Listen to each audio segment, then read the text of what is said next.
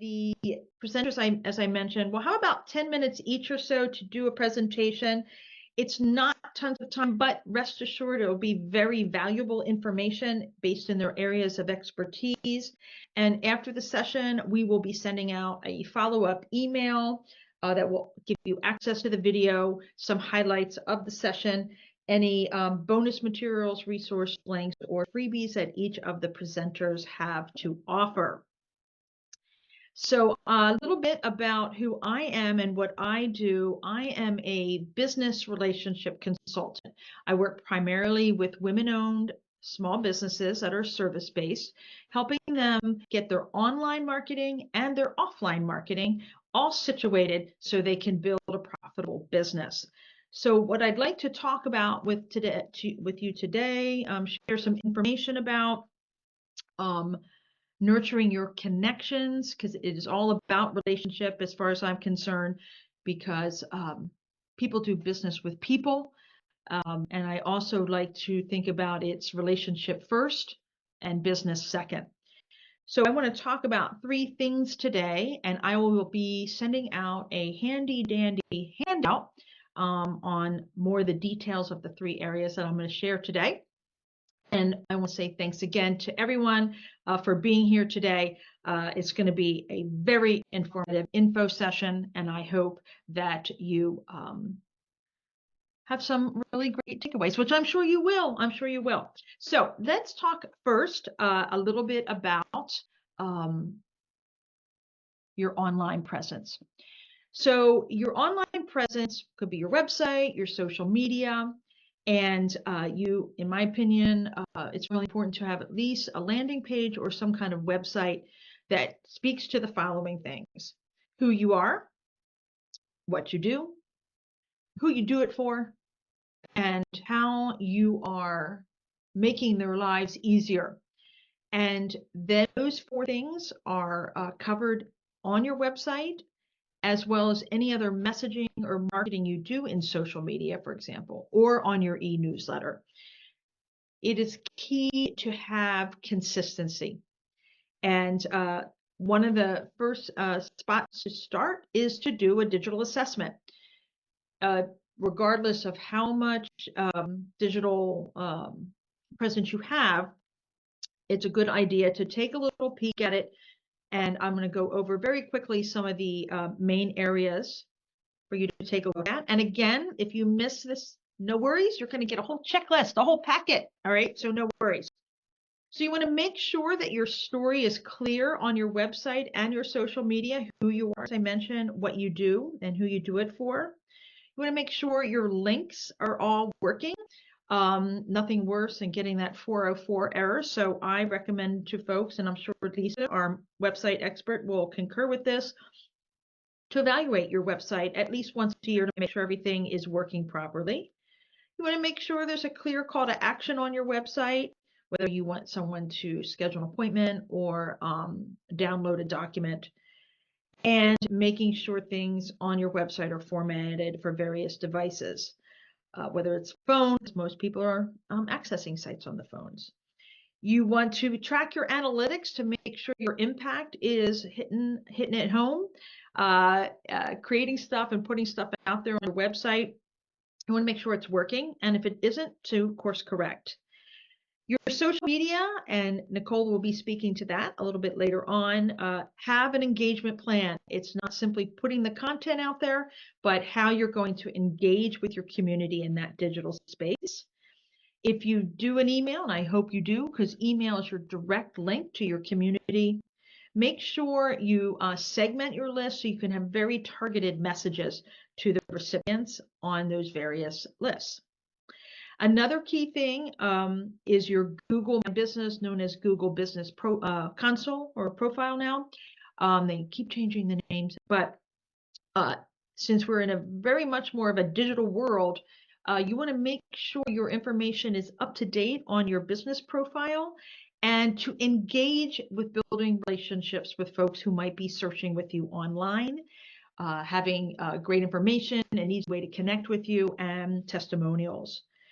Keywords for your SEO is is also, pardon the pun, key. Lisa could speak to that. She is our website person, but making sure your keywords are clear and then showing up in the digital space. And your content should be valuable. So when people come to the website, they're motivated to read through and stay on your website and click on that call to action, as well as your content on social media. Nicole, our social media person today, is so darn good at that. So much great usable content. So kudos to her. And analyzing your website, taking a look at it to see that it is indeed doing what it needs to do and speaking to the people that it needs to speak to.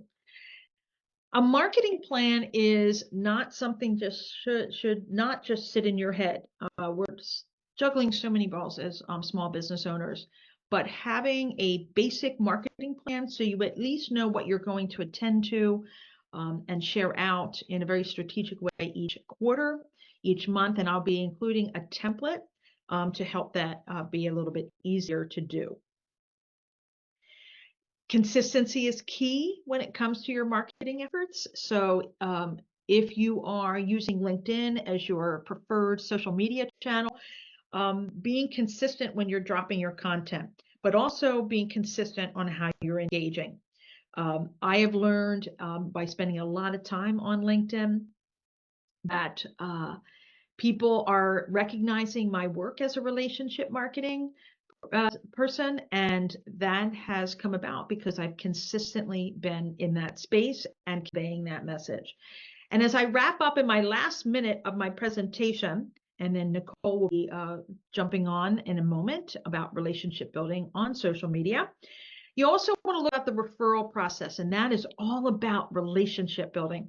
So it's not just the digital stuff, it is how you spend the time in nurturing your relationships. You can use the digital tools to help do that, but it really comes down to people do business with people. And coming up with a tool, whether it's a CRM, an Excel spreadsheet, or some other process to help cultivate those relationships in a consistent way and in a strategic way so they can generate some referral business too, is really, really helpful. So thank you so much for this opportunity. I will send that packet in the follow-up email. And next up, Nicole's going to turn on her video and I'm going to do her introduction and turn off my video. So Nicole has extensive experience and knowledge about the ins and outs of marketing with a true focus on authenticity. She has a specific interest in working with small businesses and nonprofits to help them navigate this ever-changing world of social media. And I don't know about you, it's exhausting because the changes are happening so frequently. She creates awareness for the missions of these organizations with an emphasis on connection and real conversation with their audiences. And today, she is going to speak to relationship building on social media. Take it away.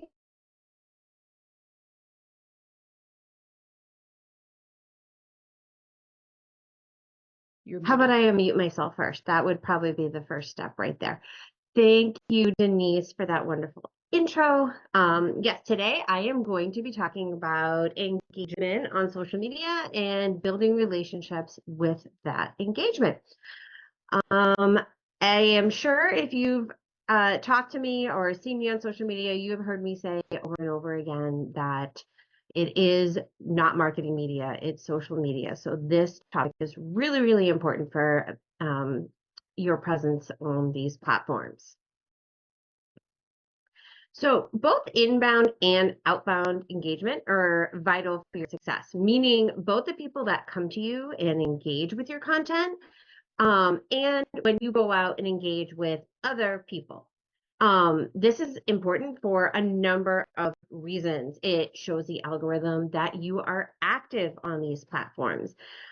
It tells the algorithm that your content is worth talking about. It helps attract people from similar or complementary businesses.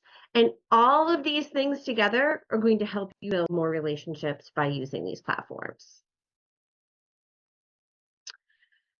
So how do we get more engagement on our posts? So many people ask me this.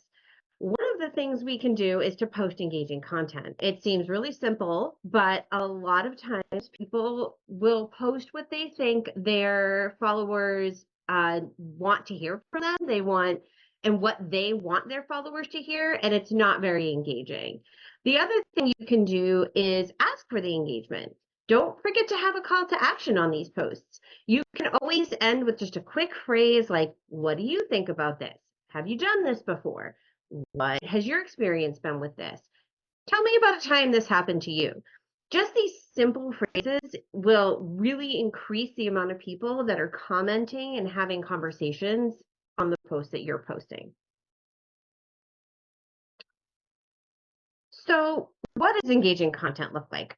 It is content that people feel compelled to engage with. It's something they can't help but engage with. So, what I tell people is the next time you're scrolling social media, pay attention to the hooks that grab you and make you want to engage with their content. Think about, why did you stop? Why did you click play? What did that hook say? And how did it make you feel? Were you excited, enthralled? Like, what drew you into this post? And answering these questions when you're looking at other people's posts can help you craft engaging content for yourself and help more people converse, which helps you build relationships on these platforms. So, a couple other tips. When creating your own content, you want to think about, would I engage with this? Think about all those things I just talked about. Why did you stop? Why did you click play? When you're crafting your content, think, would I engage with this post if I was scrolling? And if the answer is no, then it's probably not a very engaging post and you're not going to create a lot of conversation with it. So just a little thing to keep in the back of your mind.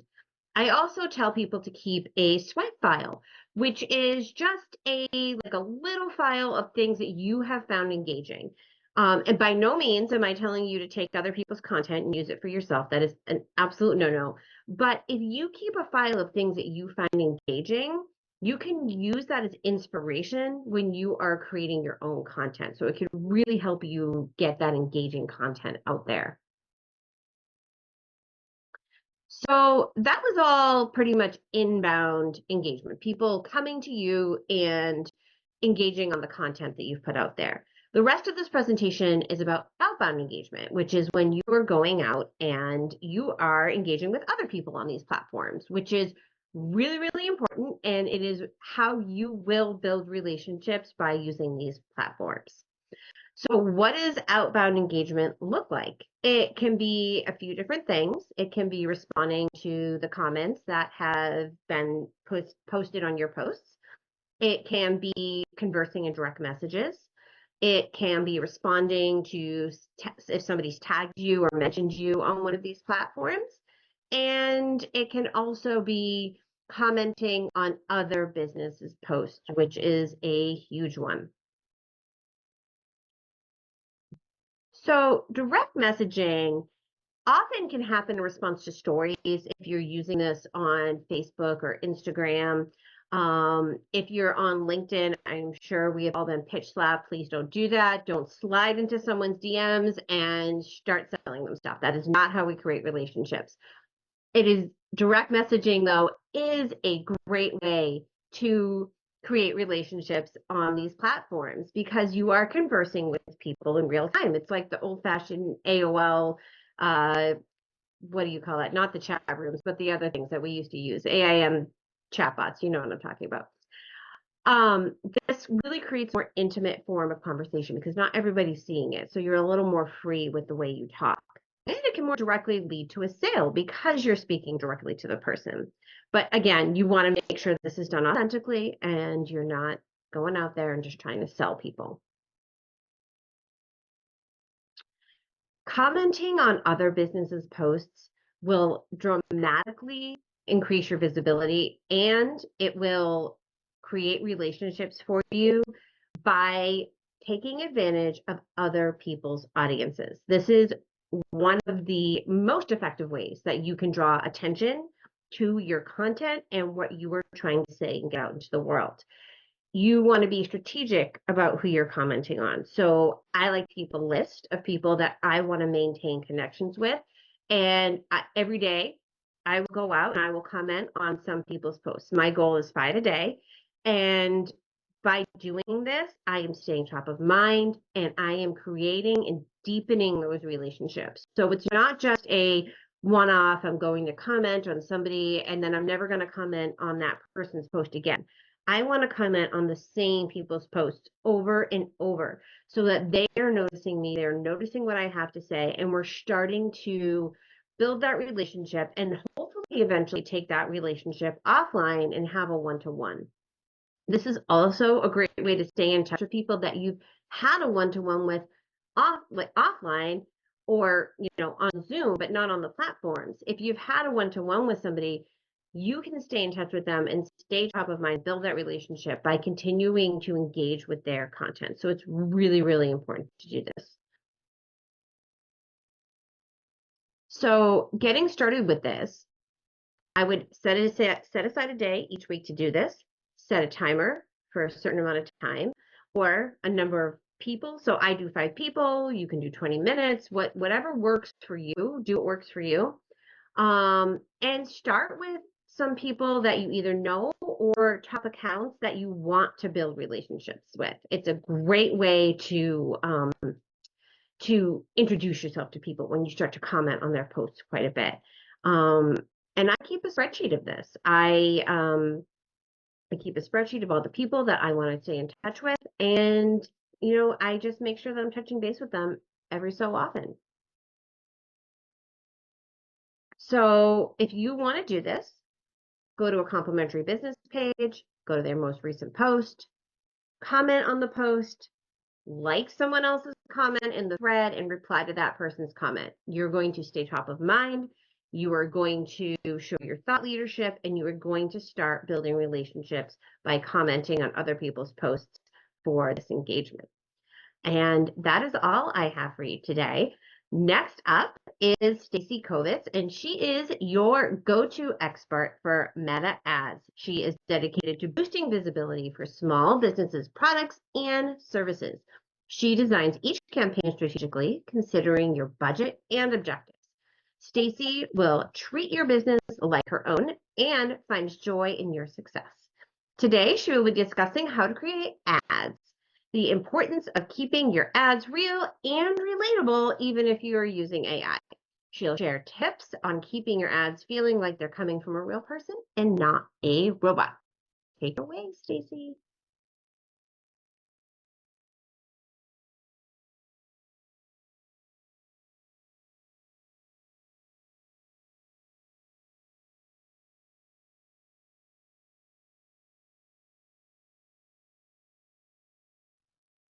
Yes. Okay. Unmute and turn on my camera. Hello, everyone. Today I am going to talk about being real when you do your ads. So let me ask, does anyone here use AI in their business? I do.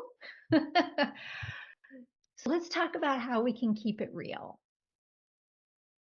Hello, my name is Stacy Kovitz, and I'm a meta ad strategist, the owner of Stacy Co, and I work with small businesses to help them drive traffic, engagement, leads, and revenue to their businesses using meta ads. And fun fact, I use AI in my business, and here's how I use it. I use it to brainstorm and mostly to try and be concise. I'm a little bit too wordy. And at home, personally, I like to use it to help me decide what to make for dinner. And my mission is to bring money into your business and not to give wasted money to Zuck. No offense.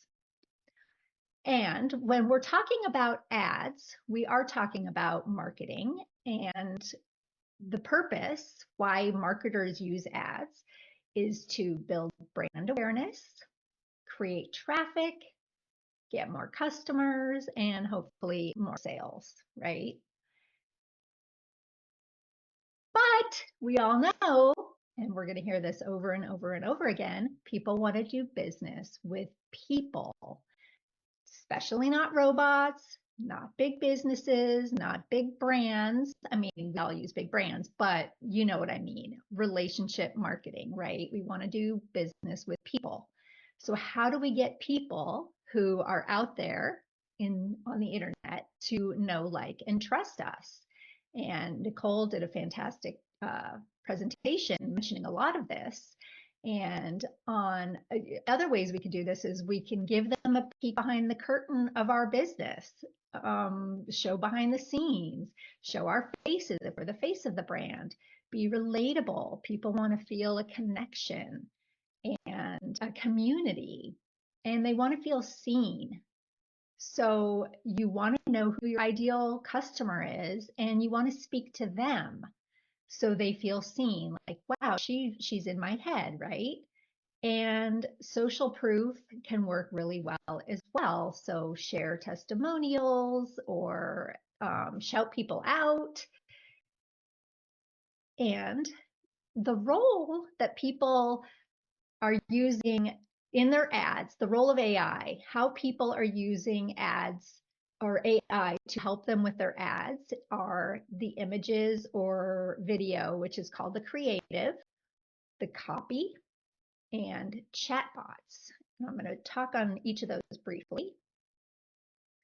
And real stories that I hear out as a meta ad strategist are people talking about how when their face is tested side by side with images, still images or graphics, their face always gets more conversions, more sales. I was speaking to a woman who has a $1 million business, and she said that exact thing. She said, it doesn't matter what I test it against. Anytime my face is the one in the ad or on the post, it just absolutely crushes it compared to the rest. And I was listening to Neil Patel, his marketing school podcast, and he did his own study inside where he took 28 businesses that spend over $7 million on their creative in 30 days. Can you imagine? And he tested side by side the AI generated creatives against the human generated creatives. And the good news is yay, the people won out by 68%. Okay. So we know that people are connecting more with people as far as on the creative and their faces and being relatable. Now, what about the copy? Copy is really, really important in ads. That's going to get people continuing to read. They might stop the scroll with the creative and the image, but if the copy is not relatable, they're going to scroll by. So as far as AI generated copy for this, I'm going to be referring to ChatGPT. There's tons of other ones, but for now, we're going to talk about ChatGPT, and there's two versions. There's the paid version, and then there's the free version. Now, the free version is a little bit of a liar, and not really a liar, but it will spout out some things that aren't true. And fact checking is really important, and it will say a lot of the same phrases. And when you're skilled at noticing this stuff, you can't unsee it. And I'm going to give you a few examples in the next slide. And it's not current. It's 2021 is the last information that it has. And it takes a lot. If you're using AI to help you with copy, it takes a lot of prompting back and forth. No, I don't like that. I don't like what that sounds like. That doesn't sound like me. That it's really time consuming to get it to not sound like a robot. So here is some ChatGPT-isms. Again, once you see these, you can't unsee these. And I'm not saying that people don't actually say these things, but because there's so much AI generated content out there, you see the same things over and over and over again. And here's a few. Unlock your blah, blah, blah. Or it's not just this, that, and this, it's a treasure trove. Or if you're looking for XYZ, you're in the right place. We're going to take a deep dive. And then the deep dive goes into a whole metaphor of waves and swimming and snorkels and, or skyrocket. Skyrocket what? Your business, your lead, whatever, a skyrocket. We've got you covered. And unleash. So be mindful of that when you're writing your copy. And then the third thing is the chat bots, and people are using these ads, and it's pretty brilliant. It's automated. Basically, you have an ad and you say, send me a DM and comment this word, and then you set up a chat bot that will kind of get that going through the funnel. It's fantastic for scaling. It's great for if you have a lot of volume. However, like what Nicole was mentioning, you're missing a great opportunity there. You're missing a great opportunity to connect with a real person, and the chances of connecting with a real person and having a real conversation, you're going to completely improve your conversion, and you have a much better chance of having a sale. So a few examples: keeping it real, reflect your heart and soul, always have your brand values and personality top of mind, use your brand voice consistently, write how you talk, which is problematic for me because I talk like a valley girl, but write like you talk. Don't write like you're turning in a term paper. And always be aware that your customers are real people, and show your face, especially if you're the brand. Don't sound generic and robotic. Don't speak to everyone, because then you're speaking to no one. No copying and pasting straight from AI, for goodness sakes. You have to edit and add your personality. Don't do chat GBT-isms, and fact check. I'm going to skip that. Here's a few not real images. That's me on the left, haha, and those two never kissed. And bad people doing bad things. Taylor Swift has been scammed. Her fans have been scammed. This is an old one here with the selling cookware. You can go ahead and Google the latest one, which is really bad. And luckily, Meta's on board. So politically, they've passed a new policy. It has to be disclosed if they're using ads politically on Facebook.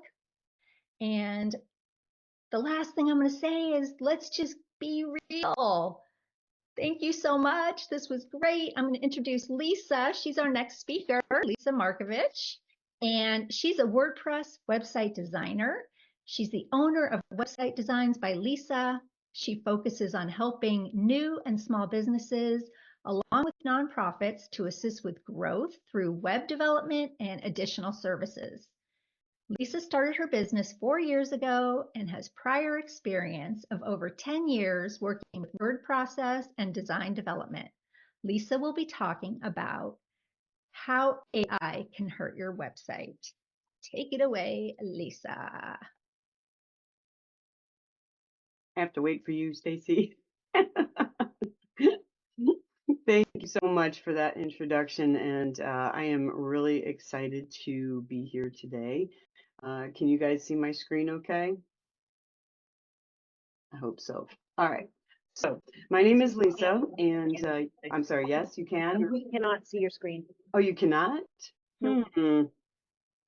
That's bizarre. Oh, wait, you know why? Because I didn't share it. I guess that would help. What about now? We got it. Thank you. Excellente. Okay, so I'm going to do this as fast as I can. I know I only have 10 minutes, but I'm starting a little bit late. But before I get going, I have to say that what all three of the last people that were talking, Stacy and Nicole and Denise, it all applies to your website as well. I mean, I think AI,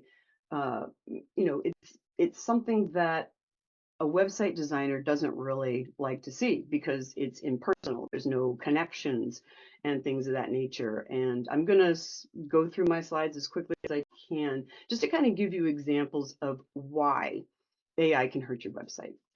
Before I dive in, I just want to say that no matter how much AI advances, humans will never be replaced when it comes to personal connections. And I don't think I'm alone in that feeling.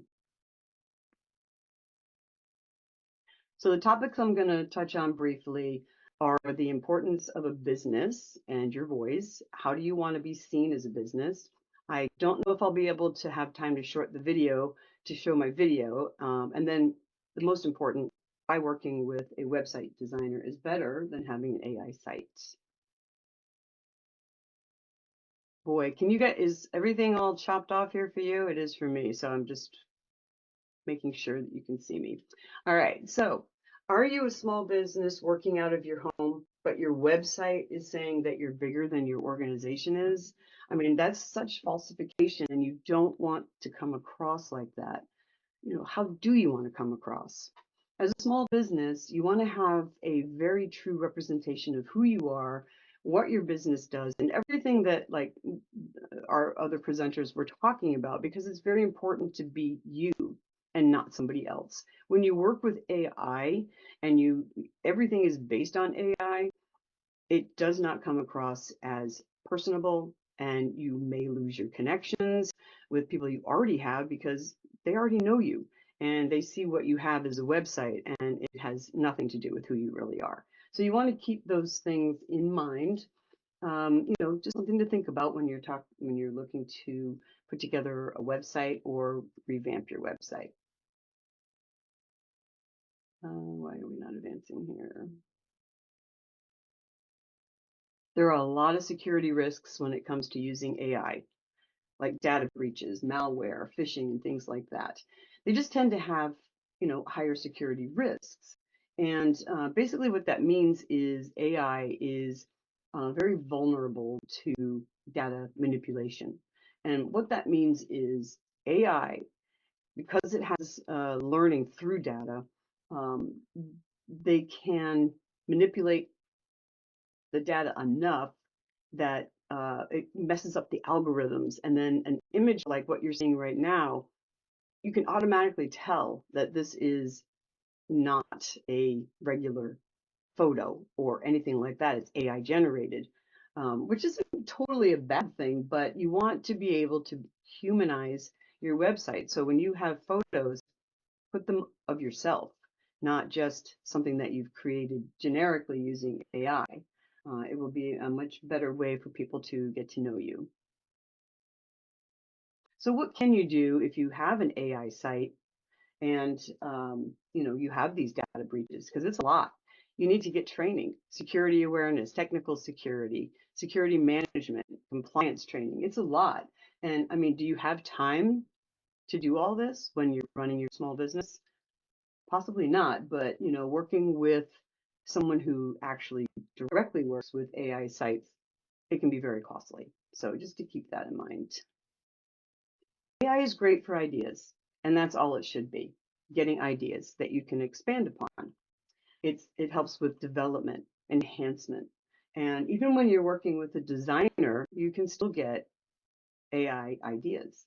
So, but being true to who you are and working with a designer like myself will provide more for your visitors because you're developing a relationship with a designer. You do not build a relationship with AI. There's no connection.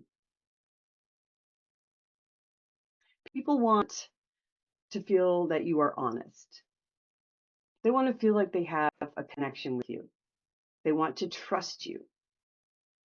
And importantly, the key is to be personable, credible, and professional. And if you don't have that, it's going to be very confusing for your visitors, just as it might be confusing for you right now to know what to do as far as when it comes to your website. So confusing in the way that you might be torn. You might be like, oh, this AI stuff is really cool. Let's go there. But then on the other side, you could also be jeopardizing your reputation as a business, and that puts you at risk of losing credibility and professionalism. So why have a website that's questionable? Why jeopardize your current clients and repeat customers and things of that nature? Because they know who you are, like I was saying before, and they're going to understand that you're going in a direction that they may not like. So staying authentic to yourself definitely is an important way to go. So staying true to your business, it's better than being something you're not. I'm not going to have time to show this, but this was a brief video that I found when AI first was coming out. And it talks about how the first question they asked the computer was, is there a God? And the computer comes back and says, there is now. I mean, that's scary right there. And then Elon Musk was saying that, you know, AI is going to become so dangerous that it's going to be worse than nuclear bombs. Now, this has nothing to do with your website, but it just gives you insight on how powerful AI is becoming. So there's basic concepts, benefits, and disadvantages. You can't, with a AI site, you can't really change your design much, and you end up doing it yourself. It's time consuming. And working with a designer, you have a connection, you work together, you learn about each other, and you focus on the most important aspects of your business so that you come across as who you really are. Things about AI that you can use that don't really affect your website are things that can keep you on task: market research and product inventory. Disadvantages: search engine failures, job displacement, lack of human creativity and empathy. Working with a website designer is the best thing that you can do. We're creative. We're not artificial. We work with you. We understand your business. We talk to you. We pay attention to your details, the representation of how you want your visitors to see you, and have that connection open with communication, because that's not something AI can do. So working with a website designer is the best way to ensure that your website stays personable to you. I get questions like, why should I hire you instead of having an AI website? How long does it take to get a website from you? And what makes your services better? I think you all know the answers to that with just a little bit of what you heard today about why working with a website designer is better than going straight AI with your website. Thank you so much for listening to what I have to say. I barely covered anything, but you can definitely get in touch with me, and I will provide my contact information. And I'm offering a front-end audit of your website, or if you want to talk about how to start your website, we can do that. There should be a scheduling link that's provided in the chat that I gave Denise. And then also I have resources that I will put in the chat. And here's my contact information. So thank you so much. And I'd like to introduce our next speaker, presenter, who is Serafina Churchill. She is an amazing commercial photographer and graphic artist. I love working with her myself. She owns and operates an award-winning virtual art department called Images by Serafina. Serafina focuses on helping small businesses that do not have an in-house creative team to get the artwork they need to move their mission forward. So Serafina will be talking about the challenges of using AI to create images. Hello, everyone. Let me share my screen. So for those of you who don't know, once upon a time, I was actually a teacher. This is being a graphic designer photographer is actually second career for me. So I'd want to talk about how AI works. I think it's important to share that information with you. So when it comes to creating imagery, trying to be a creative as an AI, what AI does is it takes the parameters you, the human being, gave it, surfs the internet or whatever access to imagery that it has, and then it takes whatever it thinks is correct and mushes it together and gives you a, quote, brand new image. Which it kind of sounds like magic. And if it worked the way it should, the way it claims to, it would be great. But like all things, with great power comes great responsibility. And yes, I am definitely a nerd. So just like as Peter Parker was becoming Spider-Man, we people who are using AI in our businesses, we need to be aware of how it works, what it does, and what effects it can have. So for instance, AI knows that a bicycle has two wheels, set of handlebars, a rider. But we as human beings know that that isn't actually the full definition of a bicycle, because lots of things could have two wheels. In fact, a profile of a car parked sideways, you're only going to see two tires. And you might think the steering wheel is a set of handlebars if you're a computer. That is literally why we have to deal with these things. Genuinely, this does prove you are a human and not a robot. The fact that you can, in fact, click on the things that are actually bicycles and not get confused by other things that have wheels or people riding them. You know for a fact that you are a human and not a robot. This is the kind of limitation that AI can have with imagery. And of course, I also want you to know that AI is amazing in that it can handle large data points, way more than people can. And that is where it's really useful. You can use it to find out information. You can use it to get all of the data you might need to create the thing you're trying to create. For instance, AI can scour all of YouTube, go through every single video. At this point, how many videos could there possibly be on YouTube? Like millions? And it can tell you with like 75% accuracy how many of those are cat videos. Not gonna lie, I've definitely watched some cat videos on YouTube. I have a feeling you have too. So you could go ahead and have it come back and tell you, out of these, 3 of them are cats. Go ahead and look at the screen and tell me what you think. Because the average kindergartner could look at this and tell you that all 5 videos are cats, but AI knows that cats don't wear sunglasses. So that first one's automatically out. And AI may or may not recognize that 4th video as cat because cats don't really fly, so that is probably something else. And that's what we're talking about with the limitations of being able to understand visual input. So if you have something that only understands 75% of what it looks like, and you're trying to get that 75% of a brand new image created, you may or may not get what you're looking for. And I have another fun example to show you. So let's see, here we go. Winter in Massachusetts. Now, apropos of today, by the way, because it's snowing, at least where I am. And if you look at this really quickly, small and on your phone, you might not notice. This was an AI created image. I saw it on social media. I wish I could give you the source. I don't know. I saw it shared so many places. I couldn't track it down to where it started. I didn't make this. The post tells you that it told AI to create a winter scene in Massachusetts. You see 2 guys running on a road with potholes. You see a Dunkin' Donuts sign in the background. Yeah, that does definitely feel like a winter scene in Massachusetts. But I want you to look at it a little closer. The first thing I notice is their faces. Their faces are really disturbing. If you were to zoom in, they don't look like people, which they're not supposed to, right? AI goes and takes all of the photos of 2 guys running that they can find and mushes them together to give you a brand new image.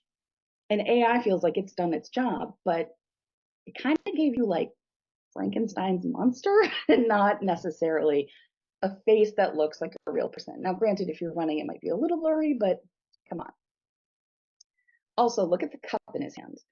First glance, totally looks like a coffee cup, makes a lot of sense. If you look a little closer, the bottom of the cup is a different size and shape. It almost looks like the bottom of a soda cup instead of a coffee cup. So basically, they took a soda cup and a coffee cup and mushed them together.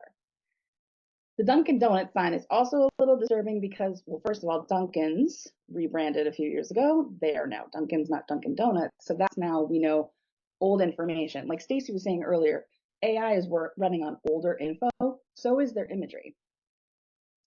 You also, if you look at the sign behind the Dunkin's, that's not really English or Latin characters in any way, so that's just AI trying to make letters and or numbers kind of look right, but it isn't.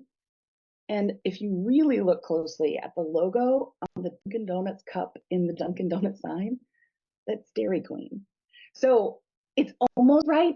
It's about 75% there, but it's just not quite right. And that is one of the biggest issues with using AI imagery. And I know you're thinking like, yeah, sure, but this is a meme. Who cares? Here's a real life example of an AI ad. Nicole, who spoke earlier, actually screenshotted this to me on November 24th and sent it to me as a funny look at this crazy AI ad created. Again, first glance, it's lovely. This is a real brand. It is a real company based out of Canada, I believe. I looked at their site earlier today to make sure they were still there. Look at the dress without the model. I have a feeling that dresses don't traditionally come with hair. So basically, AI didn't have the information needed to show you what the top of the shoulder would look like without the model's hair. So the image without the model in it still has its hair. And it's just one of the many weird things that you kind of see when scrolling. Sorry, this thing cracks me up. So that is the end of my how AI imagery works. And I feel like I've already proven why you should probably talk to a real person or just do it yourself, because having a computer magically create it for you, you're only about 75% accurate and therefore not really hitting the mark. I am going to stop my screen share, and I'm also going to introduce our next speaker, which is Marcy Genetasio.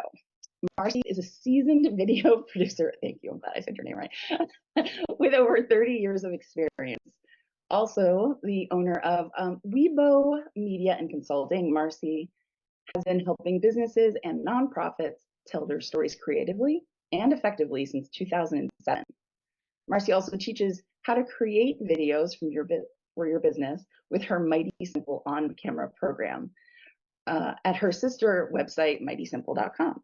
Today, Marcy will share why showing up naturally on camera is key to build a genuine connection with your audience. Thank you so much, Serafina. I loved that presentation. AI can definitely turn out some interesting things. I don't have slides, so you're going to have to look at me the entire time. Sorry, not sorry. So I'm Marcy Genetasio. I have been a video producer for over 3 decades. I've seen a lot in that time. Video has changed from back in the day when it was 20-minute videos that cost $50,000 to be shot on a professional camera only with these giant tapes, and you only had one copy of your footage. Now, everyone has a video camera in their pocket, and we create long and short video form content for little to no money, and it's widely used and widely shared on the internet. So a lot has changed in video production over time, and changes happen all the time. We get new technology and new tools that hit the market all the time. AI is the most recent addition to this. ChatGPT started on November 30th, 2022. It has only been a little over a year since we have incorporated AI into our thoughts and our processes for what we do, which seems a little crazy that it's only been a little over a year. I feel like it's been around for a while, and it has been around for a while, just not in everyday use for some people. So AI is both a technology and a tool that can be used in video production. But should it be? Well, before we go down that rabbit hole, let's first talk about the benefits of using video in your marketing. Video does tend to capture viewers' attention more than text or static images. It's inherently more engaging to watch someone on screen doing what they do. When your videos are more engaging, it leads to higher viewer retention rates. When your videos are more engaging, I mean, when more people watch your videos, then your videos get served up to more people, and you have the potential to reach a wider audience. When you talk to more people, when you're talking to that wider audience, your brand visibility and awareness goes up. When more people know about your brand, there's more engagement and interaction, and ultimately could lead to more sales. So, in short, video increases engagement, which leads to higher viewer retention rates, which gets you a wider audience and more exposure. And that exposure improves your brand visibility and awareness and helps attract new clients and customers. Video is awesome, and video is powerful. Do you want to hand that power over to artificial intelligence? Definitely not. So if you are going to create video, being yourself on video is crucial. So you might be thinking, that's great, Marcy. Thanks so much. Video is hard. Please give me some tips to help me show up more naturally on video or on camera. So that's why I'm here. Be true to your values, beliefs, and personality on video. I know it's easier said than done, but really showing up naturally is the way to do it. Embrace your natural self, meaning don't put on a facade or pretend to be someone you're not, whether in person or on camera. It's not fair to your audience. It's exhausting. Uh, you're going to have to try and be that person every time you show up on camera. So don't even start. Bring your natural self to video and you have nothing to worry about. Just show up. Be genuine. Allow yourself to be real or vulnerable if necessary. If it means showing your imperfections and flaws, that's fine. Accept your strengths and your weaknesses. Be open and honest about your experiences, your thoughts, and your feelings. Be unique. Your unique personality, your quirks, and your authenticity serve as points of differentiation and have the potential to leave a lasting impression. Celebrate that individuality and embrace what makes you different from everyone else. Don't conform to expectations and honor your uniqueness and express it authentically. AI is the opposite of that. So you heard, be yourself, everyone else is taken. That's great advice for video. Be yourself. Embrace your natural self in the age of AI is crucial for several reasons. In today's digital landscape, one that includes AI-generated content, both images and video, genuine human connection is more valuable than ever. We've heard it from all of the presenters before me. Human connection, people talking to people, is more valuable than ever. Authenticity builds connection, trust, and loyalty. Be natural and genuine, and your audience will find it. Now, having said all of that, which I truly believe, AI is not all bad. Also, AI is not all good, but AI should be carefully managed to ensure the quality and integrity of the content you produce. It's important for businesses and content creators to approach the integration of AI in video production with a thoughtful and responsible mindset, balancing the benefits of the automation it can bring with the need for human creativity. AI is a tool like Calendly or Canva. There are ways to use AI responsibly. So how do we integrate AI technology into our video production? The first thing I really like AI for is transcription. AI can transcribe your videos, making it easier to create accurate captions or transcripts. This enhances accessibility, which is good for everyone, and helps with video SEO. So by making your videos more accessible to the masses, you'll get yourself a wider audience. And really, that's what we want. If we're going to spend the time to create video, you want it to reach a wider audience. And that accessibility is key. AI can also help with video editing assistance. AI-powered video editing tools can assist in trimming footage, adding transitions, or even removing filler words. I do believe that filler words make us human. Too many filler words is distracting and will take away from your message. So there is a balance between taking away all of your filler words and leaving some in for that humanness to your message. So be careful with some of that editing assistance. Notice I did not say have AI edit your video for you because I do not believe that you should. The other thing that I have personally used AI for is image and video enhancement. AI-powered tools can improve the quality of your visuals by enhancing image clarity, reducing noise, or upscaling video resolution. I created a video for a client and did an interview on Zoom, and it was grainy. And I had to have AI upscale that footage so that it matched with the rest of the footage I gathered. It was a perfect use for the AI component. So notice for all of these uses, I didn't say use AI to create videos for you.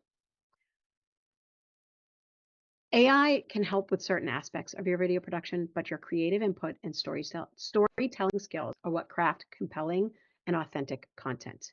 Don't rely on AI to write your content for you. Use it to create and generate ideas. Overly polished and automated videos lack human touch. When your audience doesn't believe that it's you who's talking to them and it's what you genuinely believe, you could damage your brand.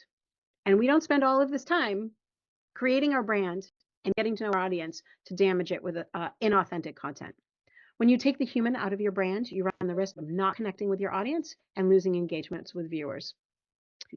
I think we have to strike a balance by integrating AI without compromising our creativity. Humans want to see humans, and bringing your natural, flawed, authentic, sometimes messy self to videos is really where it's at. People want to see you being you. I believe that wholeheartedly for video. So I'm always available to talk about video. Twice a month, I send out a newsletter. Please join me on my newsletter and grab my video reminders for when you're ready to record. And I really appreciate you spending this time with me. Video is really important and will engage the audience that you're looking to engage. So create it authentically, tell your stories, and do it with your humanness.